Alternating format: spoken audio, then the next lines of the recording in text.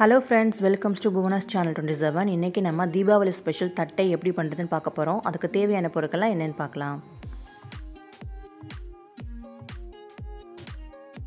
இன்னைக்கு நான் 250 கிராம் அரிசி மாவு எடுத்துர்க்கேன். அதை ஒரு கடாயில சேர்த்துட்டு ஒரு 5 minutes வரைக்கும் நம்ம லோ ஃப்ளேம்ல வச்சு வறுத்துக்கலாம்.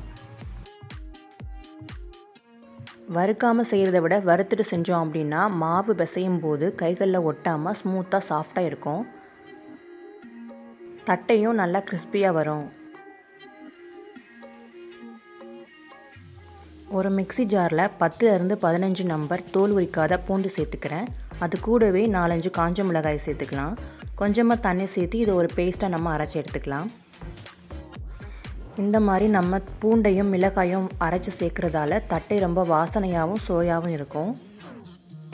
சில பேர் மிளகாய் பொடி சேர்த்து செய்வாங்க. மிளகாய் பொடி சேர்க்கிறதுக்கு பதிலாக இந்த மாதிரி மிளகாய் அரைச்சு செய்கிறது ரொம்பவே டேஸ்ட்டாக இருக்கும்.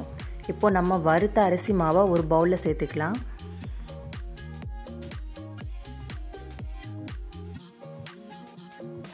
நம்ம 250 கிராம் அரிசி மாவு சேர்த்துருக்கோம். அதுக்கு 125 கிராம் கடலை மாவு சேர்த்துக்கலாம். கடலை மாவை வறுக்க தேவையில்லை, அப்படியே சேர்த்துக்கலாம். கூடவே பொடியாக நறுக்கின கருவேப்பிலை சேர்த்துக்கிறேன். தேவையான அளவு பெருங்காயம் சேர்த்துக்கோங்க. நம்ம அரைத்த பூண்டு மிளகாய் பேஸ்ட்டை சேர்த்துடலாம். 3 டேபிள் ஸ்பூன் கடலைப்பருப்பை ஒரு 15 நிமிடம் வரைக்கும் தண்ணியில் ஊற வச்சுருக்கேன். இப்போ அதையும் சேர்த்துக்கலாம். கடலைப்பருப்பை ஊற வச்சுட்டு தான் சேர்க்கணும். அப்போ தான் நம்ம எண்ணெயில் பொரிக்கும் போது பொரியும். ஊற வைக்காமல் சேர்த்தோன்னா கல் மாதிரி அப்படியே இருக்கும், கடிக்க முடியாது. இப்போ தேவையான அளவு உப்பு சேர்த்துக்கலாம். இது எல்லாத்தையும் சேர்த்து நல்லா கிளறி விட்டுக்கோங்க. இது கூடவே நம்ம சூடாக இருக்கிற ஆயில் ஒரு 2 டேபிள் ஸ்பூன் அளவுக்கு சேர்க்க போகிறோம். அப்போ தான் தட்டை நல்லா கிறிஸ்பியாக வரும்.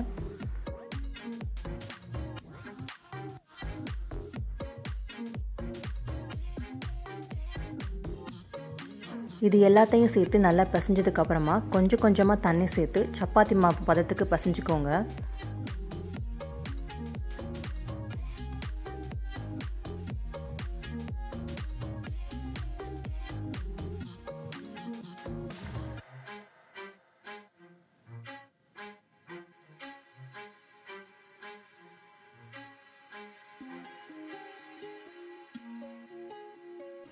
இப்போ மாவு ரெடி ஆயிருச்சு. நம்ம தட்டை எப்படி தட்டுதுன்னு பார்க்கலாம்.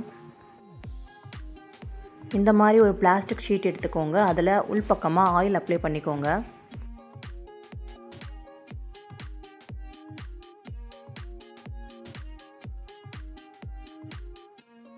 நம்ம ரெடி பண்ண மாவை சின்ன உருண்டையாக எடுத்துக்கலாம். இப்போது அந்த பிளாஸ்டிக் கவரை ஃபோல்டு பண்ணிவிட்டு மேலே ஏதாவது ஃப்ளாட்டாக இருக்கிற ஒரு சின்ன கிண்ணத்தை வச்சு ப்ரெஸ் பண்ணிங்கன்னா ஷேப் மாறாமல் ரவுண்டாக அப்படியே வரும்.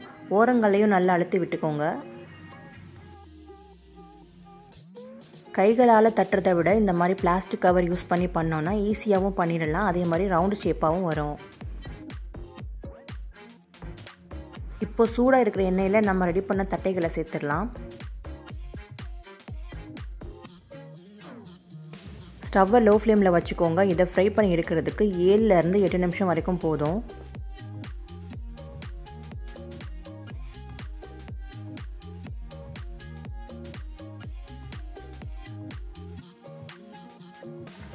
ஒரு பக்கம் 3 நிமிஷம் வரைக்கும் நல்லா வெந்ததுக்கப்புறம் இன்னொரு பக்கம் திருப்பி போடுங்க.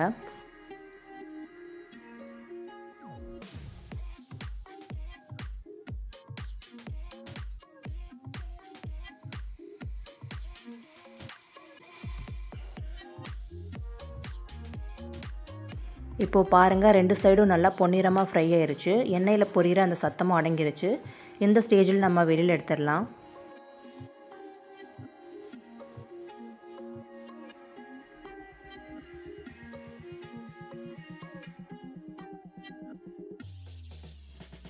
ரொம்பவே ஈஸியாக ஒரு அரை மணி நேரத்திலேயே நம்ம தட்டை செஞ்சிடலாம். பாருங்கள் எவ்வளோ கிறிஸ்பியாக வந்திருக்குன்னு. நீங்களும் இந்த ரெசிபியை உங்கள் வீட்டில் ட்ரை பண்ணி பாருங்கள். பார்த்துட்டு எப்படி வந்ததுன்னு நமக்கு கமெண்ட் செக்ஷனில் சொல்லுங்கள். தேங்க்ஸ் ஃபார் வாட்சிங்.